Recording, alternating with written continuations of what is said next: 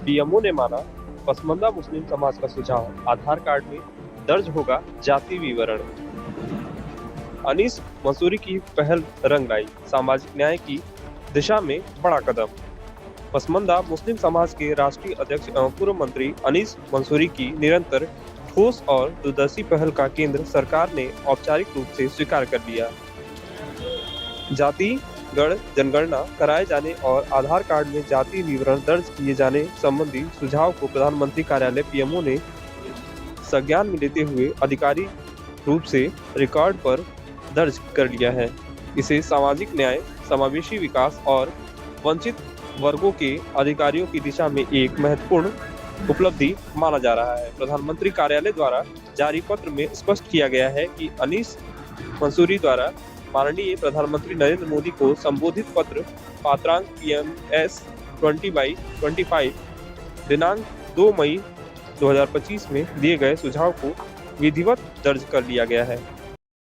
के क्या उद्देश्य था, क्या कहना? आज इस प्रेस वार्ता के माध्यम से मुझे बात ये कहनी है कि मैंने एक गंभीर मुद्दे पर तमाम विचार विमर्श किया, शोध किया और उस मुद्दे को महसूस करके और तमाम प्रदेश के लोगों से राय मशवरा किया और बहुत सारी समस्याएं हमारे सामने आती भी रही, तो मैंने उस पर गंभीरतापूर्वक विचार करके ये प्लान किया कि जिस तरीके से जो कमज़ोर वर्ग के लोग हैं, पसमानदा है, दलित है और आदिवासी भाई हैं, वो उनके अंदर शिक्षा का अभाव है, तो उन्हें जब सरकारी योजनाओं का लाभ लेने की बारी आती है तो उनके पास कंप्लीट डॉक्यूमेंट नहीं होते हैं, उनके कागजात दुरुस्त नहीं होते हैं, तो वो सरकारी योजनाओं से उनके लाभ लेने से वंचित हो जाते हैं।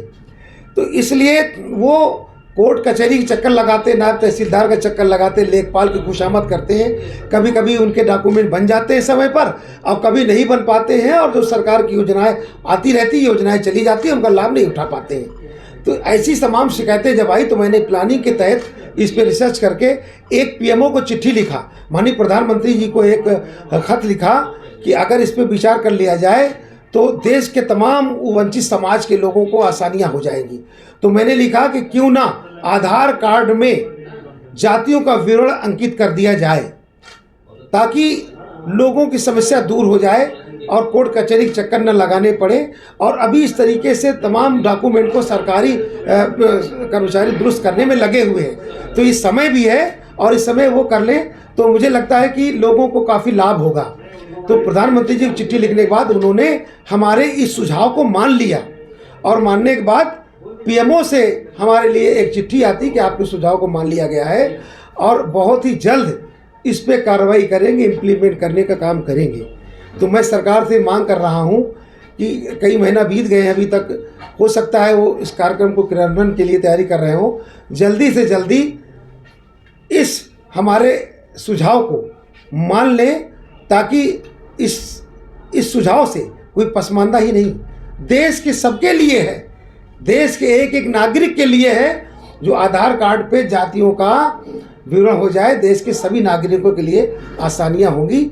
अगर ये काम माननीय प्रधानमंत्री जी कर देते हैं तो निश्चित तौर से लोगों को कोर्ट कचहरी चक्कर नहीं लगाने पड़ेंगे और सरकारी योजनाओं का समय से वो लाभ उठा सकेंगे। वैसे यहाँ को लेकर जिस तरह अफरा तफरी का माहौल बना हुआ है, अभी भी जो है कुछ ऐसे लोग हैं जो फॉर्म को नहीं भर पाए हैं। 15 दिन बढ़ाने की कोशिश की है सरकार ने, आगे चल के क्या 15 दिन में पूरे हो पाएंगे? ऐसे कैसे पसमानदा समाज को कैसे देखते हैं, क्या करें?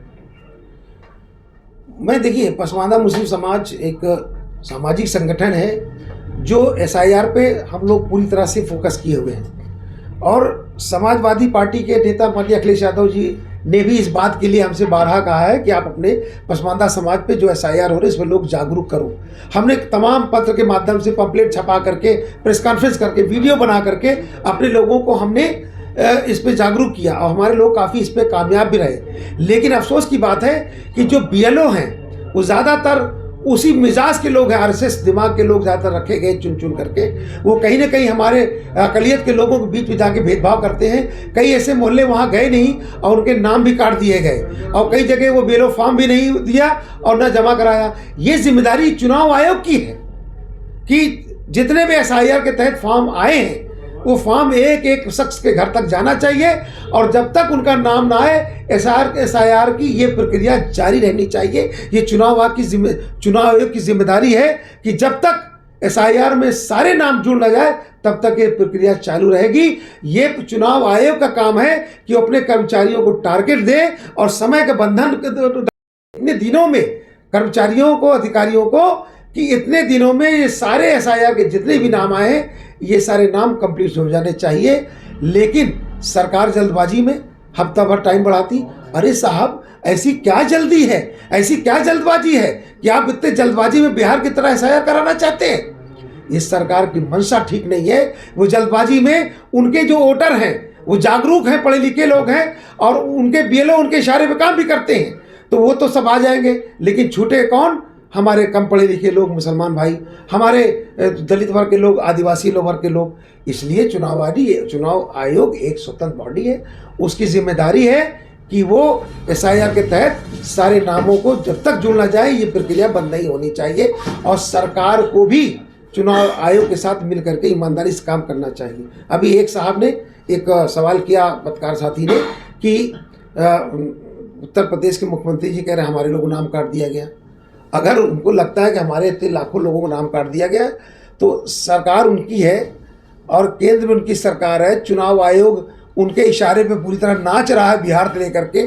ज्ञानेश कुमार उनके इशारे पे डिस्को डांस करते हैं और जो जो सरकार कहती वही करते हैं। तो साहब ये भी उनसे कह दीजिए, ज्ञानेश कुमार जी से, कि हमारे लोगों के नाम आपने क्यों काटे? सब कुछ आपके साथ में है, सारा हथियार आपके हाथ में है। तो ये केवल गुमराह करने के लिए इस तरह बातें कर रहे हैं। नाम कटे हैं उन लोगों को जो भारतीय जनता पार्टी का वोटर नहीं है। ये जानबूझ करके BLO और ये अधिकारी मिलकर के उन क्षेत्रों को प्रभावित करते हैं ताकि उनके नाम कट जाए और भारतीय जनता पार्टी को इसका लाभ हो जाए। लेकिन वो अपने मकसद में कामयाब नहीं होंगे। इस देश की जनता जागरूक है और मेरी ये मांग है कि जब तक, बार बार मैं कहता हूँ कि केंद्र सरकार से भी और चुनाव आयोग से भी, जब तक SIR में जितने भी फॉर्म बटे वो कंप्लीट होकर के दर्ज ना हो तब तक ये प्रक्रिया ना रोकी जाए।